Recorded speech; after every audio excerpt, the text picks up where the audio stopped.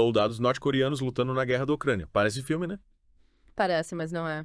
A gente aqui do Deep Dive, a gente foi atrás de relatórios de inteligência, notícias e tudo mais para entender essa história. Essa história tem umas reviravoltas, viu? É. A gente fica se perguntando como esses norte-coreanos foram parar lá. É.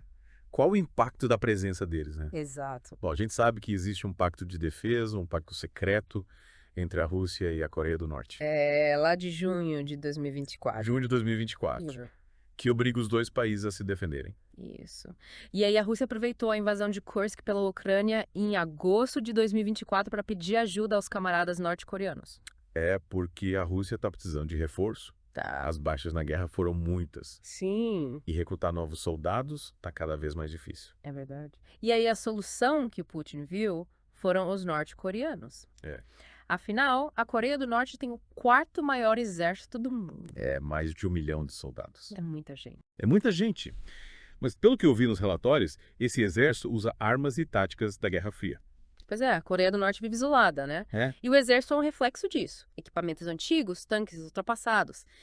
Difícil enfrentar a Ucrânia, que está usando tecnologia de ponta. Inclusive, você viu como os ucranianos estão usando drones? Tem drones comerciais adaptados para fins militares, uma estratégia barata e muito eficaz. É, a Ucrânia montou um exército remoto de drones, né? Pegam drones comuns, equipam com câmeras, explosivos e controlam tudo à distância. Parece até filme de ficção científica. Parece.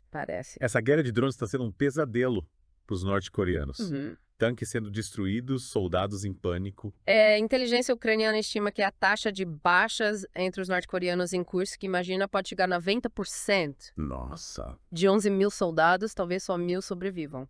que número assustador, né? Ah, Essa alta taxa de baixas pode ter consequências sérias para a Rússia. sim, tanto na política interna quanto nas relações internacionais. A pressão internacional está aumentando, a imagem da Rússia está se deteriorando e a economia russa, que já não está bem, né? Já não está. Sofre ainda mais. Imagina o impacto de ter que sustentar uma guerra com tantos soldados estrangeiros. E a instabilidade interna. Como será que a população russa vai reagir a essa perda de vidas? Principalmente de soldados que nem são russos, os oligarcas. Será que vão continuar apoiando o Putin? São perguntas difíceis, a situação está muito instável. E para piorar, a vitória do Trump nas eleições americanas de 2024 trouxe ainda mais incerteza para o cenário global. As posições do Trump em relação à Rússia, à Coreia do Norte e à OTAN são imprevisíveis.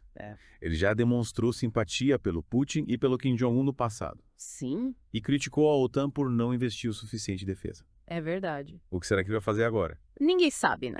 O Trump é conhecido pelas suas reviravoltas.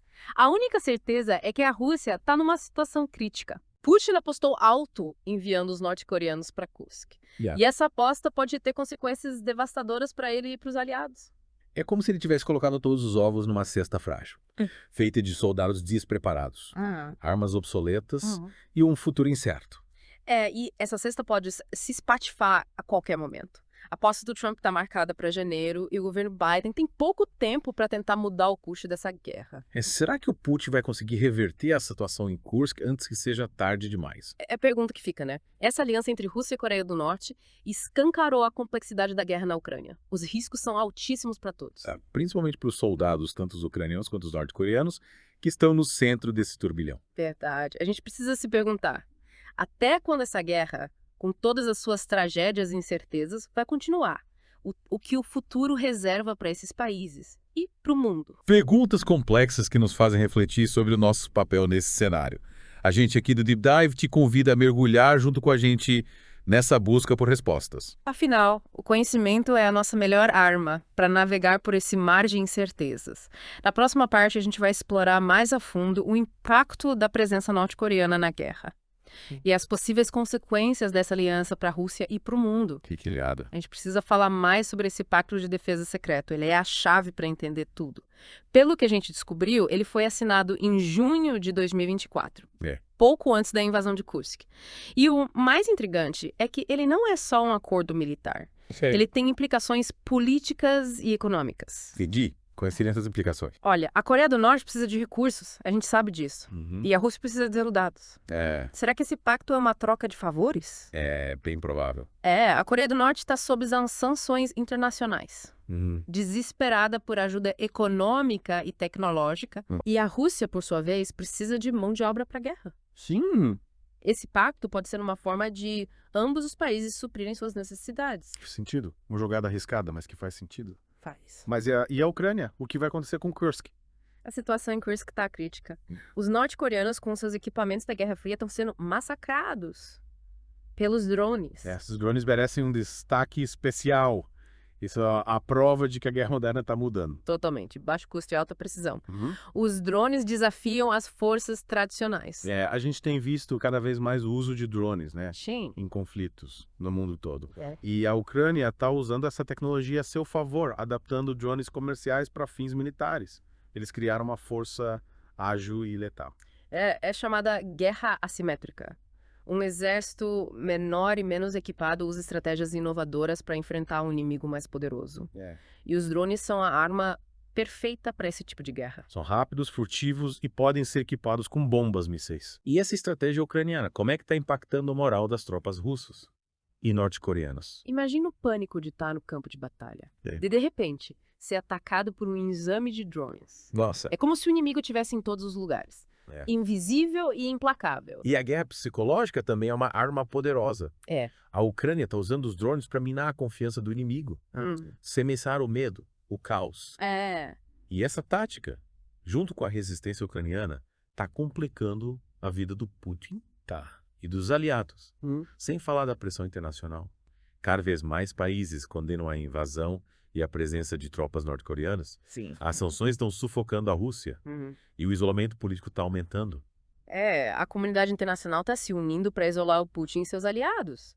E essa pressão, junto com o fracasso em Kursk, pode ter consequências sérias para o regime russo.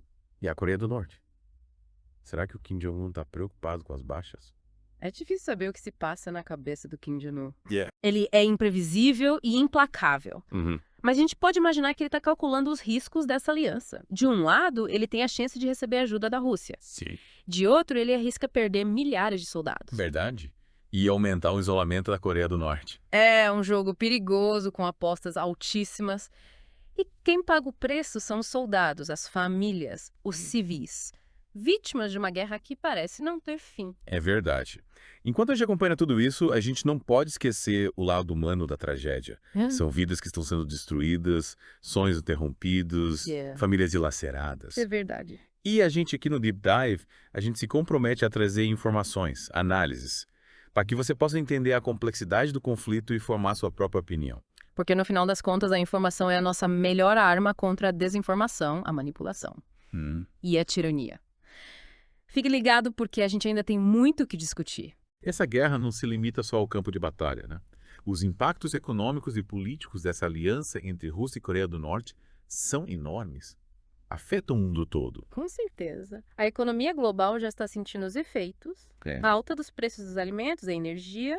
E a instabilidade política aumenta o risco de novos conflitos e crises humanitárias. E a gente não pode esquecer do impacto nas relações internacionais. A China, principal aliada da Rússia, está numa posição delicada. Por um lado, ela não quer perder a Rússia como parceira, mas também não quer se isolar do Ocidente e sofrer as consequências. É um cabo de guerra diplomático. A China está tentando se equilibrar, buscando uma solução pacífica, mas sem romper com a Rússia. Entendi. E essa posição ambígua coloca a China em destaque, né? Sim. Nas negociações de paz. Se elas acontecerem. Falando em negociações de paz, você acha que existe alguma chance da guerra acabar logo? É difícil prever o futuro. Mas a gente pode analisar os cenários, né? A Rússia, enfraquecida, pode ser forçada a negociar. Mesmo que isso signifique abrir mão de alguns objetivos. E a Ucrânia? A Ucrânia? Será que estaria disposta a ceder território em troca da paz? Ou eles vão lutar até o fim? A Ucrânia tem demonstrado muita resistência, determinação em defender a soberania. Mas a guerra tem um custo, né? Sim. Humano, material. Em algum momento, a Ucrânia vai ter que avaliar se vale a pena continuar lutando ou se é melhor negociar um acordo. É uma decisão difícil com consequências imprevisíveis. E a gente aqui no Deep Dive vai continuar acompanhando tudo de perto, trazendo novas informações, novas análises, novas perspectivas, para você entender a complexidade do conflito e formar a sua opinião. É isso aí. A informação é a nossa melhor arma contra a desinformação, a manipulação e a tirania. Essa convicção que a gente se despede, esperando que você continue com a gente nessa jornada. Em busca da verdade, da justiça e de um mundo mais pacífico. E lembre-se, o Deep Dive está sempre aqui para te ajudar a mergulhar fundo nas questões mais importantes do nosso tempo. Até a próxima!